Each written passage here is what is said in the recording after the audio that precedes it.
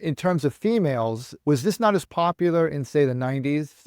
I know it was popular in the 90s until 2002, actually. That was before my time. I was in finishing high school. And in Yeah, me too. 2002, a study came out that basically said hormones are dangerous. They cause cancer, heart attacks, strokes. And so all these women who had been happy on their hormones were terrified, and their providers were terrified and went off their hormones, and they stopped teaching about menopause and hormones to residents. It's like a lost art and technology for a little while. Totally. So then, um, what happened since 2002 is that that one study, the Women's Health Initiative, had been looked at many times over, and we know that that study was very flawed because not only did it include or really only studied women who, number one, were more than 10 years out, and we already talked about that, but also used synthetic hormones as opposed to bioidentical hormones. See. Bioidentical hormones are, as the name implies, the version that matches what our body naturally makes.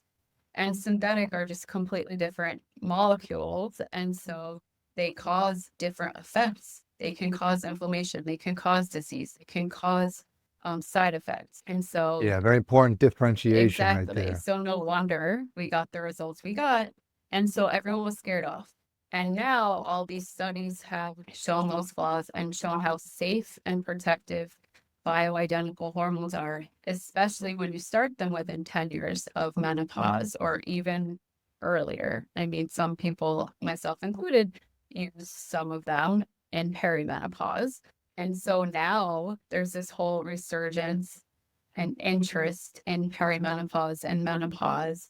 And in fact, last week there was the expert panel, providers, mostly physicians, spoke in front of the FDA about how the harm that's been done to women over the past couple of decades by claiming that HRT is harmful, and explaining all the ways that it's not harmful, but in fact helpful and protective. And so TBD what happens, but hopefully that's going to now become the norm and the accepted standard, and labeling will change. The labeling has been scaring off people that it can cause cancer and heart disease and all that.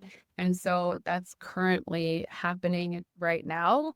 And I think that means that, women, unfortunately, a whole generation missed out, but moving forward, that we'll go back to what it used to be like, where a lot of women were on hormone replacement.